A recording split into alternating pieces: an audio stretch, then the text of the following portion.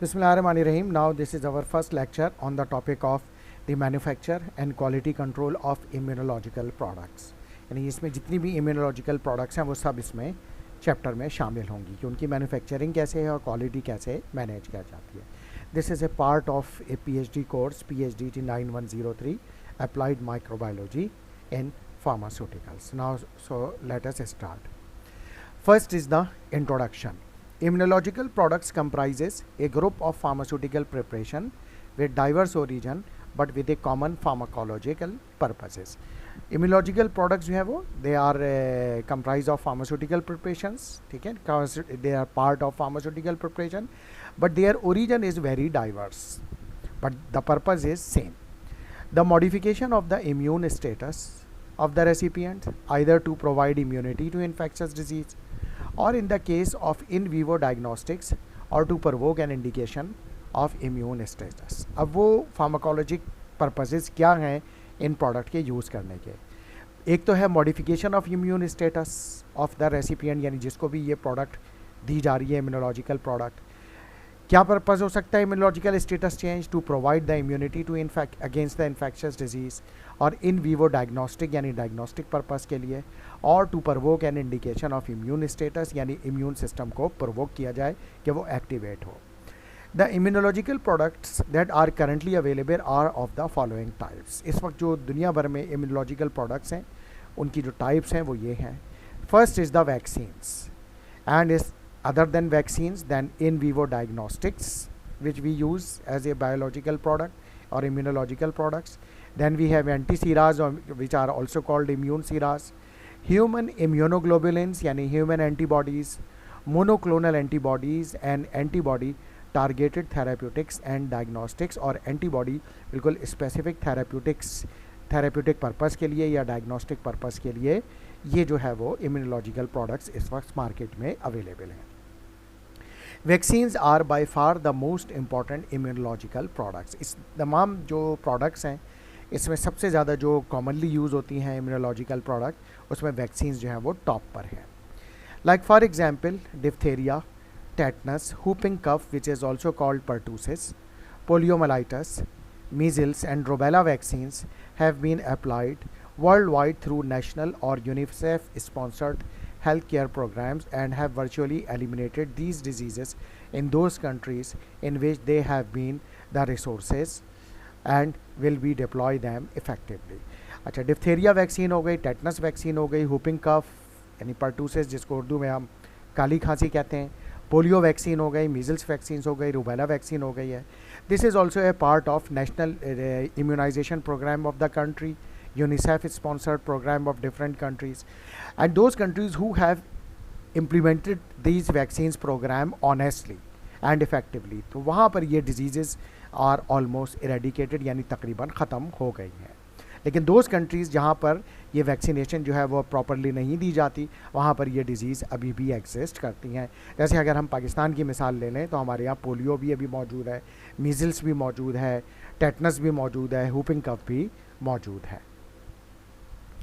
Vaccines क्या है? Vaccines that provide protection against many infections are available for use in appropriate circumstances.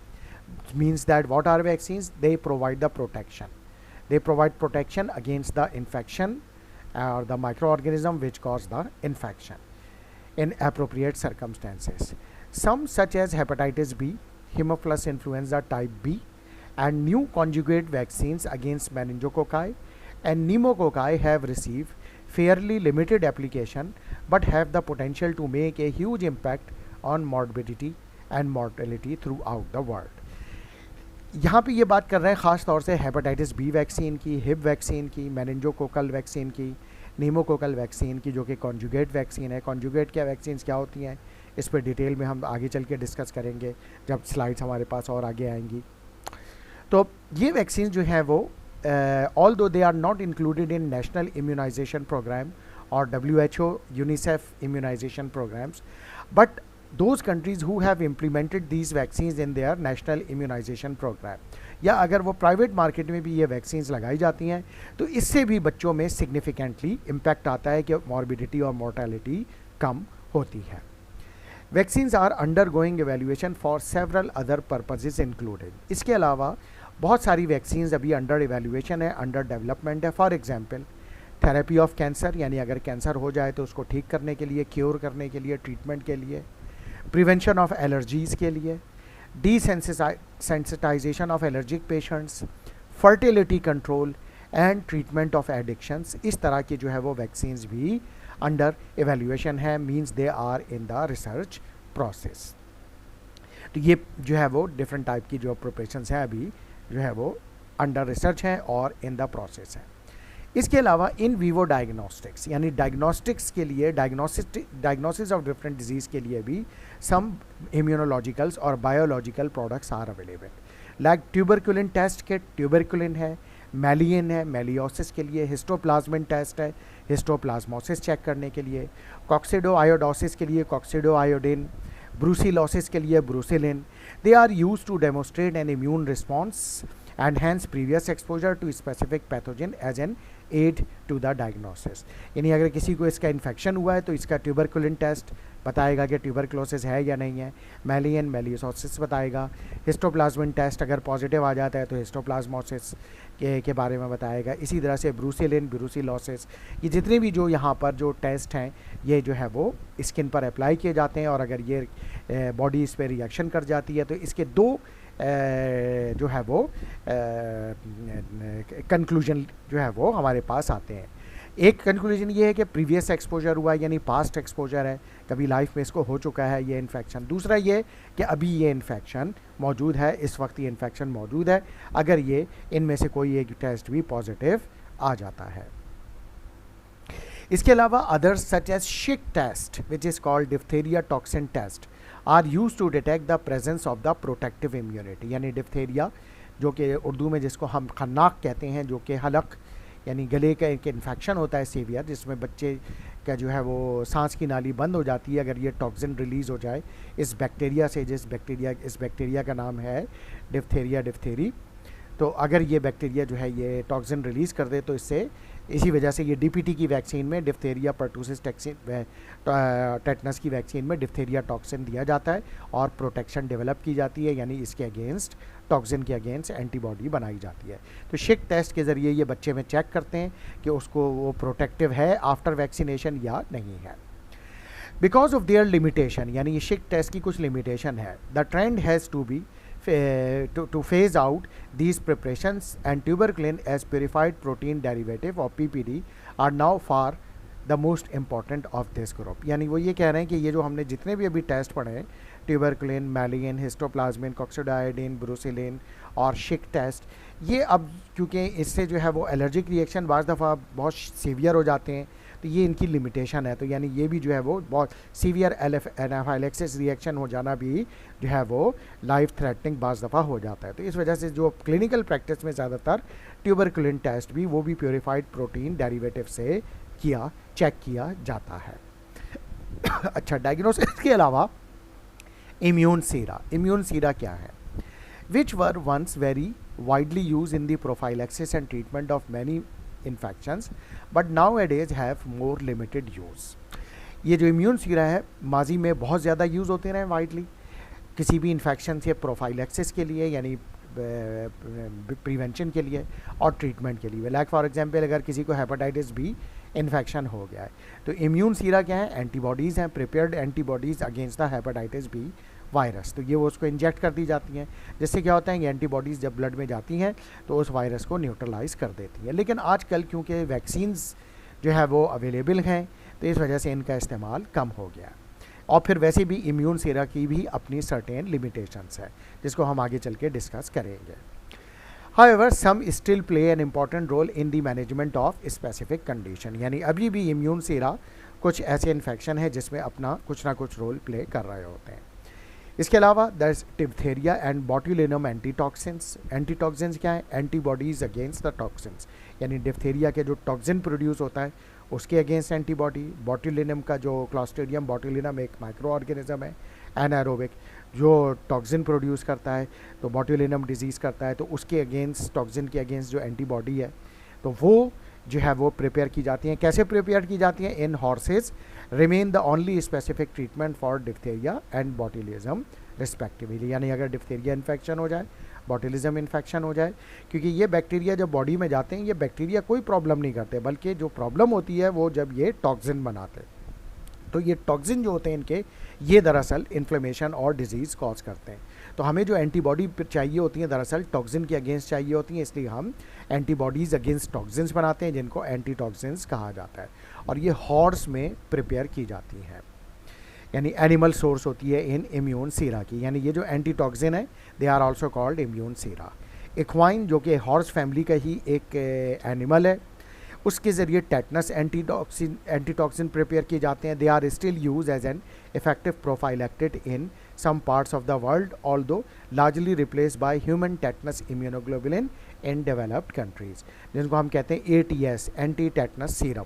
तो ये पहले हॉर्स में प्रिपेयर किए जाते थे इसके एंटीटॉक्सिन, लेकिन अब ह्यूमन इम्यूनोग्लोबुलिन यानी ह्यूमन के भी ATS एंटी टेटनस सीरम्स मौजूद हैं, तो वो भी बहुत ज़्यादा कॉमनली यूज़ किए जाते हैं। अच्छा, ह्यूमन्स के और ये एनिमल सोर्स से एक जो सब इशू है वो ये है कि क्योंकि एनिमल ओरिजिन की जो एंटीबॉडीज़ होती हैं वो थोड़ा ह्यूमन की जो इम्यूनोग्लोबुलिन है यानी एंटीबॉडी उससे डिफरेंट होती हैं, तो कुछ लोगों में इससे सीवियर एनाफाइलेक्टिक रिएक्शन यानी सीरियस एलर्जिक रिएक्शन हो जाता है, जबकि ह्यूमन टेटनस इम्यूनोग्लोबिन से इसके चांसेस रेयर होते हैं, means they are relatively safer compare to animal origin anti toxin. तो इस वजह से ह्यूमन टेटनस इम्यूनोग्लोबुलिन अब प्रेफर किए जाते हैं। इसी तरीके से similarly antivenoms prepared in horses, sheeps, goats और अदर एनिमल्स। ये जो एंटीवेनम है यानी जो डिफरेंट एनिमल्स हैं उनकी जो बाइट होती है, जैसे स्नेक बाइट है, स्पाइडर बाइट है, स्कॉर्पियन बाइट है, इसके अलावा मैरीन वर्टिब्रेट्स हैं, ये जब काटते हैं तो ये बाइट करते हैं तो इनमें हम जो कॉमन लैंग्वेज में कहते हैं कि जी वो जहर होता है। स्नेक्स में, स्नेक बाइट में स्नेक का यानी सांप का जहर, स्पाइडर का, स्कॉर्पियन का, मैरीन इनवर्टिब्रेट्स का, तो इनके अगेंस्ट भी एंटीबॉडीज़ प्रिपेयर की जाती हैं जिनको हम कहते हैं एंटीवेनोम्स या एंटीवेनेंस।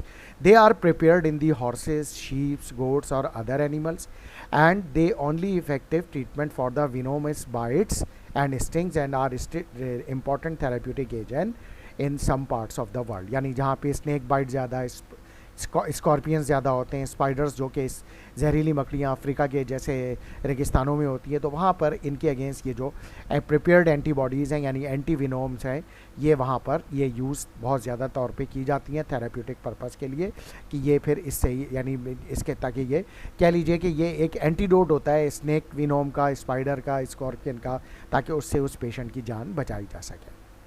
ह्यूमन इम्यूनोग्लोबुलिन यानी human antibody have important but limited uses. For example, prophylaxis of hepatitis A infection, hepatitis B infection, tetanus toxin के अगेंस्ट, एंड वेरिसिला जोस्टर जो कि चिकन पॉक्स है उसके अगेंस्ट ये एंटीबॉडीज़ होती हैं।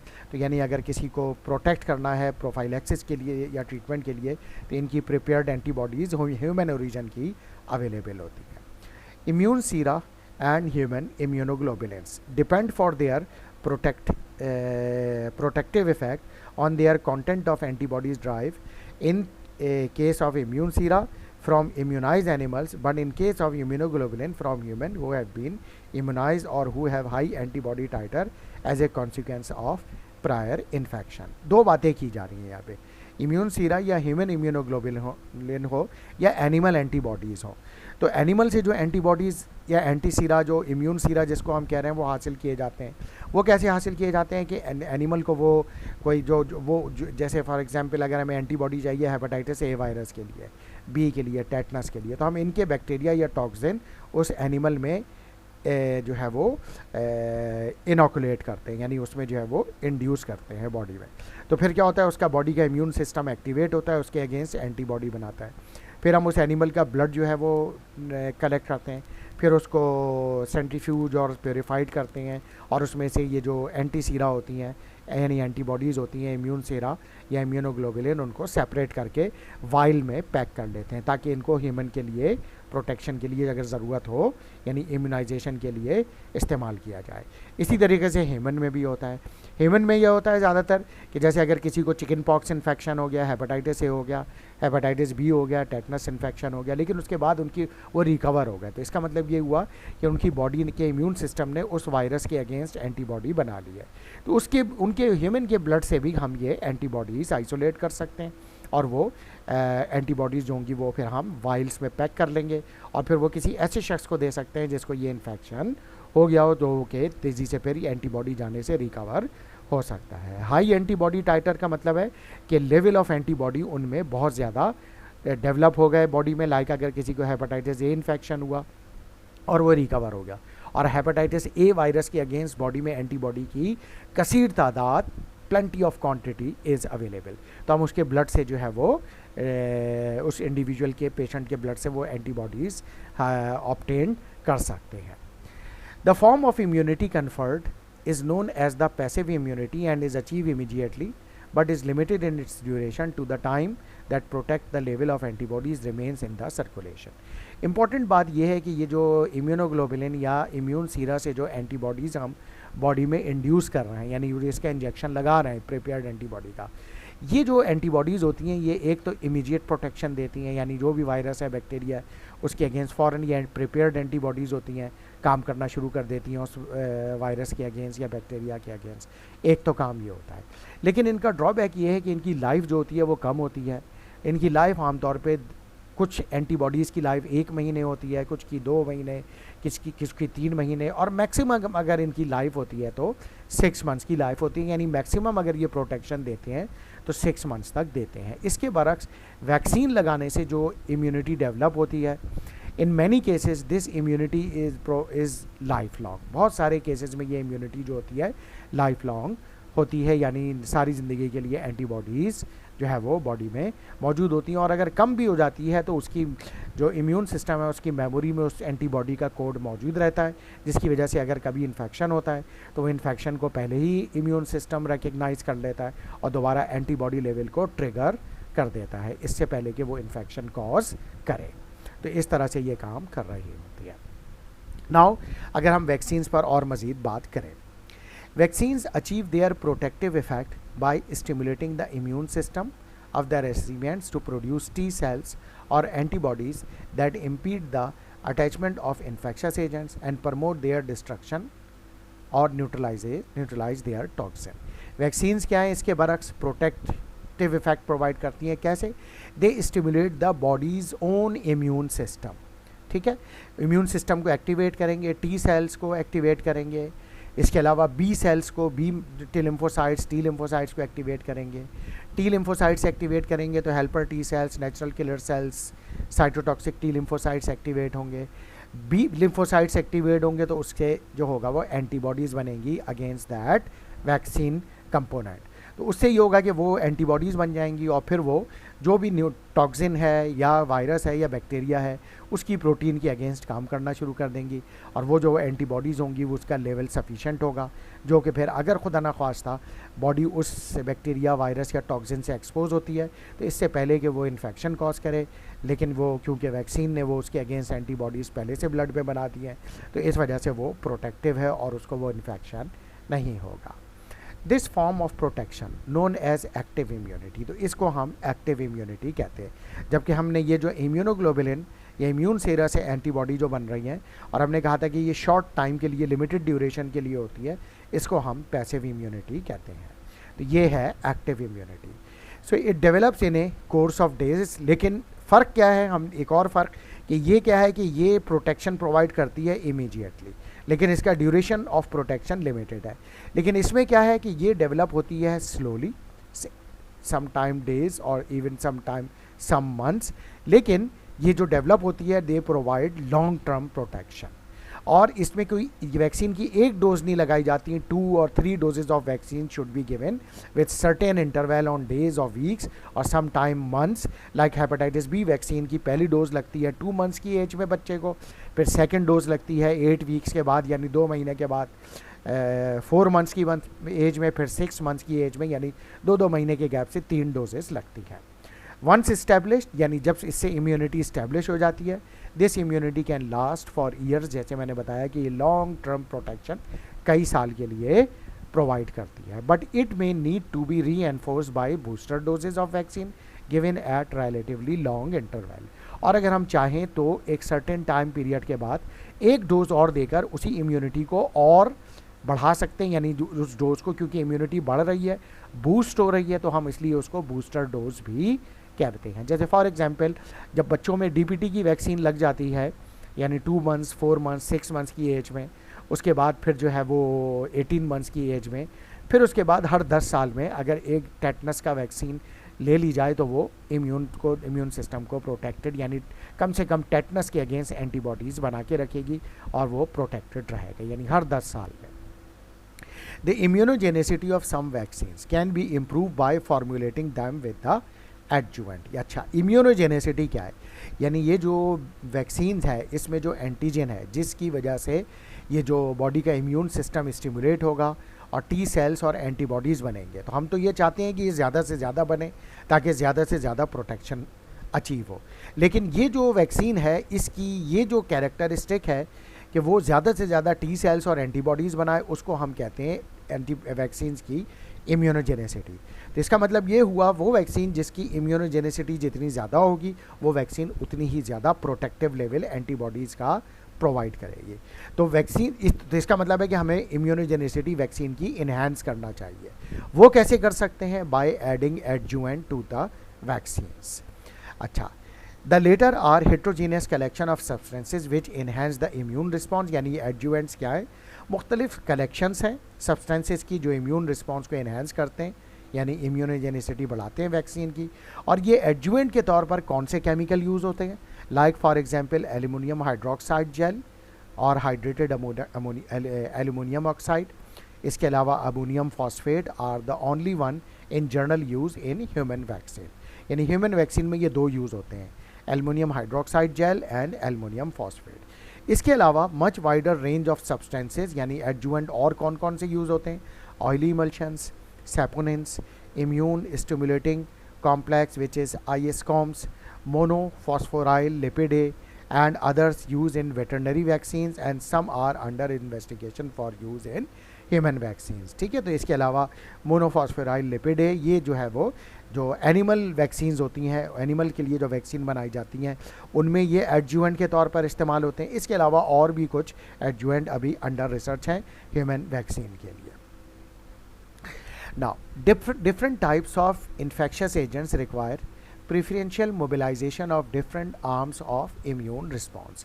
जो इन्फेक्शियस एजेंट्स होते हैं वैक्सीन में, तो वो बॉडी के इम्यून सिस्टम की जो मोबिलाइजेशन होती है यानी एक्टिविटी को एनहांस करते हैं, but with the different aspects. जैसे हमने बताया टी सेल की भी इम्यूनिटी को प्रोवोक करते हैं, फिर बी सेल्स, बी लिम्फोसाइट जिससे एंटीबॉडीज़ बन रही हैं. फॉर एग्जाम्पल टॉक्सिजेनिक बैक्टीरिया, यानी वो बैक्टीरिया जो टॉक्सिन प्रोड्यूस करते हैं, जैसे मैंने बताया था अभी डिफ्थेरिया टॉक्सिन है, टेटनस टॉक्सिन है, पर्टूसिस काली खांसी का जो बैक्टीरिया है जो कि बॉर्डेटेला पर्टूसिस बैक्टीरिया कहलाता है उसका टॉक्सिन है, बॉट्यूलिनम टॉक्सिन है. ये टॉक्सिन यानी ये वो बैक्टीरिया हैं जो बैक्टीरिया जो है पैथोलॉजिक नहीं है, यानी वो इन्फेक्शन नहीं करते असल में, या बैक्टीरिया इस तरह का यानी कोई लाइफ थ्रेटनिंग नहीं है, बल्कि लाइफ थ्रेटनिंग क्या है? उनका प्रोड्यूस किया हुआ टॉक्सिन, जो टॉक्सिक केमिकल वो बना रहा है, तो इस वजह से इनको टॉक्सिजेनिक बैक्टीरिया कहते हैं. तो toxigenic bacterial infections require the production of toxin neutralising antibodies. यानी हमारे लिए ये ज़रूरी है कि फिर ऐसे बैक्टीरिया के लिए हम क्या करें कि उनके जो है वो बैक्टीरिया के अगेंस्ट एंटीबॉडी ना प्रिपेयर करें, बल्कि उनके टॉक्सिन के अगेंस्ट एंटीबॉडीज़ बननी चाहिए, जिनको हम एंटी टॉक्सिन भी कहते हैं. जैसे ATS हमने बात की थी, एंटी टेटनस सीरम, वो दरअसल क्या है? टेटनस बैक्टीरिया का जो टॉक्सिन है उसके अगेंस्ट एंटीबॉडी है. इंट्रासेल्यूलर बैक्टीरियल इन्फेक्शन, यानी वो बैक्टीरियल इन्फेक्शन जो सेल के अंदर होते हैं, such as tuberculosis, require cell mediated response. तो इसमें सेल मीडिएटेड रिस्पॉन्स चाहिए, involving cytotoxic T lymphocytes activity and activated macrophages. तो इसमें हमें टी सेल को एक्टिवेट होना ज़रूरी है, यानी इसमें ऐसी एंटीबॉडी इम्यून सिस्टम को प्रोवोक होना चाहिए जो साइटोटॉक्सिक टी लिम्फोसाइट्स को एक्टिवेट करे और फाइंड आउट करे कि किस सेल के अंदर माइकोबैक्टीरियम ट्यूबरक्लोसिस छुपा हुआ है. तो ना सिर्फ ये वहाँ सेल पहुँचेंगे बल्कि उस सेल को भी किल करेंगे और उसके अंदर मौजूद जो ट्यूबरक्लोसिस का बैक्टीरिया होगा उसको भी किल कर देंगे। इसके अलावा many viral infections will require neutralizing antibodies and cytotoxic T cell response for effective protection. बहुत सारे वायरल इन्फेक्शन भी होते हैं जो ब्लड में भी सर्कुलेट कर रहे होते हैं और सेल के अंदर भी वो वायरस सर्वाइव कर रहे होते हैं। तो वो वायरल कंपोनेंट जो कि सेल ब्लड में सर्कुलेट कर रहे होते हैं उनसे तो प्रोटेक्शन, जो अगर एंटीबॉडी बन जाए उनके अगेंस्ट तो वो उन वायरस को न्यूट्रलाइज कर देती है, जबकि वो वायरस जो कि सेल के अंदर है उनके लिए फिर साइटोटॉक्सिक टी सेल काम करते हैं, यानी उन सेल को भी किल करते हैं और उनके अंदर जो वायरस छुपा हुआ था उनको भी किल कर देते हैं। A property common to vaccine, तब जो वैक्सीन के लिए जो कॉमन है, immune sera and human immunoglobulin is their high specificity of action. यानी तमाम वैक्सीन की जो एक कॉमन प्रॉपर्टी है वो ये है कि जो भी एंटीबॉडीज़ या इम्यूनोग्लोबुलिन बना रहे हैं वो स्पेसिफिक होंगे उसी वायरस, बैक्टीरिया या टॉक्सिन के अगेंस्ट जिसकी वो वैक्सीन होगी। यानी फॉर एग्जांपल डिप्थेरिया की जो वैक्सीन होगी वो एंटीबॉडी बनाएगी सिर्फ डिप्थेरिया टॉक्सिन के लिए। टेटनस की जो वैक्सीन होगी, टॉक्सिन्स होंगे, वो जो एंटीबॉडी बनाएंगे वो सिर्फ टेटनस टॉक्सिन के अगेंस्ट काम करेंगे। हेपेटाइटिस बी की जो वैक्सीन होगी वो सिर्फ हेपेटाइटिस बी वायरस के अगेंस्ट प्रोटेक्शन प्रोवाइड करेगी और किसी वायरस के अगेंस्ट या बैक्टीरिया के अगेंस्ट प्रोटेक्शन प्रोवाइड नहीं करेगी। तो इसको हम कहते हैं specificity of action of immunoglobulin. So each provide immunity to only one infection, यानी वो जो इम्यूनिटी होगी सिर्फ वन इन्फेक्शन के अगेंस्ट प्रोवाइड करेगी। यानी हेपेटाइटिस बी की जो एंटीबॉडीज़ बनेंगी वो हेपेटाइटिस बी के अगेंस्ट प्रोटेक्शन देंगी, हेपेटाइटिस ए की जो एंटीबॉडी होंगी वो हेपेटाइटिस ए वायरस के अगेंस्ट प्रोटेक्शन देंगी। इसी तरीके से डिप्थेरिया एंटीटॉक्सिन के अगेंस्ट, डिप्थेरिया टॉक्सिन के अगेंस्ट जो एंटीटॉक्सिन बनेंगे वो सिर्फ डिप्थेरिया बैक्टीरिया के जो टॉक्सिन है उसके अगेंस्ट प्रोटेक्शन देंगे। टेटनस वाली सिर्फ टेटनस के against. Where it is necessary to protect against more than one type of agent, यानी अगर एक से ज़्यादा टाइप के हमें प्रोटेक्शन चाहिए हो, मोनोस्पेसिफिक प्रिवेंशंस कैन बी कंबाइंड। यानी जैसे वही डीपीटी है, डिप्थेरिया, पर्टूसिस एंड टेटनस, तो उसमें डिप्थेरिया के अगेंस्ट भी प्रोटेक्शन मिल रही है, टेटनस के अगेंस्ट भी और पर्टूसिस यानी काली खांसी भी। इसके अलावा कुछ ऐसे बैक्टीरिया होते हैं जिनके अपनी ही सब टाइप्स होती हैं, जैसे for example botulism antitoxin usually covers a type A botulism, type B and type A. यानी Clostridium botulinum is a bacteria. ये तीन तरह के हैं, type A, type B, type E. तो तीनों ही टॉक्सिन प्रोड्यूस करते हैं बॉडी में और बोट्यूलिज्म डिजीज़ करते हैं। तो इन तीनों के अगेंस्ट प्रोटेक्शन चाहिए होती है, तो फिर इनकी जो वैक्सीन आती है, एंटीटॉक्सिन जो आते हैं, उसमें ये तीनों के अगेंस्ट प्रोटेक्शन होनी चाहिए। इसी तरीके से मेनिंजोकोकल पॉलीसैकेराइड वैक्सीन है, दैट कवर टाइप ए मेनिंजोकोकाई, type C, type W 125 and type 5। इसी तरीके से नीमोकोकल पॉलीसैकेराइड जो नीमोकोकल बैक्टीरिया होते हैं, वैक्सीन यूजुअली कवर 23 सीरोटाइप्स। इसमें 23 डिफरेंट टाइप की इसकी स्ट्रेन्स नीमोकोकाई की होती हैं, तो वो उनके अगेंस्ट प्रोटेक्शन प्रोवाइड कर रहे होते हैं। नाउ इसके अलावा हेट्रोलोगस प्रिपरेशन में ऑल्सो भी कंबाइंड, जैसे मैंने अभी बताया कि डिप्थेरिया टेटनस DTP की वैक्सीन, डिप्थेरिया टेटनस पर्टूसिस की कंबाइन एक ही वैक्सीन, वाइल के अंदर एक ही इंजेक्शन में तीनों हैं। MMR की वैक्सीन, मीजल्स, मम्स, रुबेला, तो measles infection, mumps infection, rubella infection, तीनों के अगेंस्ट प्रोटेक्शन मिल रही है। With the increasing number of vaccine for infants and young children, the trend is to produce more complex combinations such as diphtheria, tetanus, pertussis, hepatitis B, and inactivated polio and hip vaccine to minimize the number of infection। अच्छा, वो ये कह रहे हैं क्योंकि infants की vaccine बढ़ गई है, अब बच्चों को DPT का भी इंजेक्शन लगता है वैक्सीन का, तो एक इंजेक्शन इसका लग गया, हेपेटाइटिस बी का भी लगता है, ये दूसरा हो गया। पोलियो का इंजेक्शन या ओरल अलग दी जाएगी और हिप का इंजेक्शन अलग दिया जाएगा। तो ये कितने इंजेक्शन हो गए? 1, 2, 3, 4। अब बच्चे को ये 4 इंजेक्शन लग रहा है, तो बेहतर ये है कि 4 से पेशेंट बच्चे को तकलीफ होगी। अगर ये एक ही वाइल के अंदर एक ही जो है पेंटावैलेंट हो, 1, 2, 3, 4, 5, 6, ठीक है ना, हेक्सावैलेंट, यानी 6 वैक्सीन एक ही साथ एक ही वाइल में आ जाएं और एक ही निडल के ज़रिए ये तमाम के तमाम कंपोनेंट इंजेक्ट कर दिए जाएं, तो ये इससे अच्छी और कोई बात नहीं होगी, बच्चे को ज़्यादा तकलीफ नहीं होगी। तो इस तरह की कॉम्बिनेशन वैक्सीन अब आज के ज़माने में इसका ट्रेंड हो गया और ये अवेलेबल भी है। पेंटावेलेंट तो I know it is available even in Pakistan, जिसमें diphtheria, tetanus, pertussis, hepatitis B और हिब शामिल है। और पोलियो क्योंकि ज़्यादातर पाकिस्तान में ओरल यूज़ होती है, क्योंकि इनएक्टिवेटेड पोलियो जो है ये इंजेक्टेबल है और ओरल पोलियो ओरली दी जाती है। तो ये पेंटावेलेंट वैक्सीन बहुत ज़्यादा कॉमनली पाकिस्तान में यूज़ होती है, जिसमें 1 tetanus, 2 diphtheria, pertussis, hepatitis B और हिब वैक्सीन का कॉम्बिनेशन होता है। इसके अलावा in addition to the 3 main types of immunological products that are widely available, more specialized preparations include synthetic peptide immune response modifiers such as those in block T cell response in multiple sclerosis, यानी autoimmune disease में ये use होती हैं, multiple sclerosis में synthetic peptide immune response modifiers हैं।